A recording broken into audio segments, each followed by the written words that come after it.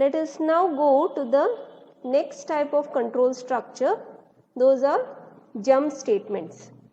Now if you consider the jump statement, these are the unconditional control structures which helps the control to move to a particular point in a program. And some of the examples of jump statements are break, continue and go to statement. However, go to is not recommended for any programmer to use it, but still we will just browse through all this concept. The first type of jump statement is break statement. Now this type of break statement is mostly used to skip out of a looping statement or an iterative statement. For example, let me consider a for loop. Imagine I have a for loop here, and within the for loop I am going to print numbers from 1 to 5. So let me write a for loop wherein I initialize a variable I is equal to 1, I less than, why did I initialize I to 1? Because I want to print numbers from 1 to 5. Okay, so I initialize the value of the variable I to 1. Okay, I less than, can I write 5? If I say I less than 5, then I will not be able to print 5, right? So I can say I less than or equal to 5, semicolon, I plus plus and close the parenthesis. Okay, so I mentioned the keyword for, followed by initialization statement, followed by check statement, followed by incrementation or decrementation statement. Okay, now within the for loop I need to print number, right? Number from 1 to 5. So which variable is holding that number? Variable I. So I'll say cout I. Okay, followed by endl so that the control goes to the next line. Okay, so this is a simple for loop which prints number from 1 to 5. Suppose now I want to print only two numbers, 1 and 2. What should I do now? I have to make a check. Okay, what type of check can I make? I'll say if I equal to 3. If I is equal to 3, you please move out of the for loop. If I is equal to 1, if I is equal to 2, print the values. If I is equal to 3, I want to break from this while loop. So which statement will I use here? Break statement. So I simply write the keyword break followed by semicolon. Okay, so when I use a break statement within a iterative statement like for loop, while loop, do while loop, what happens? The control moves out of the for loop. The control goes out of this for loop. So any statement that is after the break statement is never executed. Similarly, you even use the break statement in a switch statement, right?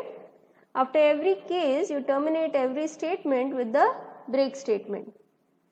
So also you can use break statement if you want to jump out of the for loop or out of the while loop or do while loop.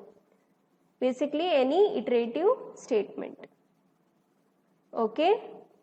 So what would be the output here in this case? If I is equal to 3, you are breaking from the for loop. So this statement, this cout statement which will print the value of I, that is 3, is not executed at all. So the output will be 1 and 2, right? When I value is equal to 3, the control breaks from the for loop. So if I execute this program, you see that the output is 1 and 2. any number after 2 is not executed. That's because once I reaches 3, the control breaks from the loop. Okay. Now similarly, there is another jump statement called continue. Now if you see, the syntax for continue would be similar to your break, wherein continue is also used within a for loop or any looping statement. You cannot use continue just like that. It has to be used within a looping statement. Okay. So let us see how to use a continue statement and what is a continue statement. This continue statement is mostly used to skip rest of the part of the loop and continue with the next iteration. Okay. For example, I'll take the same example here, and instead of break I will use the keyword continue. Okay, what would happen now? Since I have used the keyword continue, once I is equal to 3, the statement after the continue statement, all the statements which are there after the continue statement are not executed at all. Perhaps it will go back to the for loop and continue with the next iteration. That means the value of I will be incremented from 3 to 4, and then it checks whether 4 is less than or equal to 5, and then based on the evaluation it either enters the for loop or terminates from the for loop. Right now I value is 3, right? Imagine if the I value is 3, so what happens? It will not print the value 3 here. It will go back, increment the value of I from 3 to 4.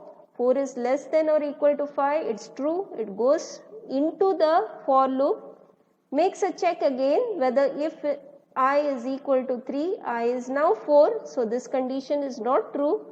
Then it executes the third line over here and prints the value of I, that is 4. So your output will be 1, 2, 3 is skipped off, followed by 4 and 5. So the output is 1, 2, 4, 5. Okay. That means your continue statement doesn't execute the statement after the continue statement, but it will continue with the next iteration. Okay. So let us see the output and see what it is showing on the screen. So if you see the output here, it is clearly showing that the output is 1, 2, 3 is skipped, 4 and 5. So output is 1, 2, 4, 5. Okay, 3 is skipped off. Okay, so that's the difference between a break statement and a continue statement. Is it okay? Fine. So these are all jump statements. Similarly, the third type of jump statement, which I have not mentioned in the PPT, however, because it's not a good practice to use goto statement, is goto statement. Okay. Now suppose I make a check here. If I is equal to 3, I want to go to some other location in this program. Okay, how will I do it? I'll simply say if I is equal to 3, go to some label. I can give a label like outside the for loop. Okay, it is just a name. Outside for is just a name. It's a label. So I have to define this label somewhere in this program. So I will define this label here. Outside for. Okay. So I am given a name for this region, for this line. What's the name given to this line? Outside for. So once I value is equal to 3, what will I do? I'll use the goto statement to come to this point in my program. Okay. So maybe at this point I'll print like this. I'll print outside the for loop. So if I want to move to a particular point in my program, I can just label that point just like I have done it here, and then use go to statement to go to that point in my program. Okay, this name what you are giving here could be anything. Okay, I can say something like SCCOM. It's just a name. So I have to define that name here. That name refers to this line in my program. Okay, but please make sure that you do not use this go to statement, which is not a best practice for a programmer to use such statement. Okay, so these are all examples of jump statements. Some more facts about the jump statement is that when you are using a break statement, always use the break statement within a iterative statement. Okay, now suppose outside the for loop, let me make a check if a equal to 5, and if a is equal to 5, let me break. Okay, can I break here? No, right? Break statement has to be always mentioned within the iterative statement like for loop, while loop or do while loop. Okay, so this type of statement is wrong, and I am also getting a error here saying a break statement may only be used within a loop or switch statement. Okay, so always remember that continuous statement should also be within the loop. So if I write here continue, it is giving me a error saying that continuous statement may only be used within a loop. So break and continue statement should be used within a loop.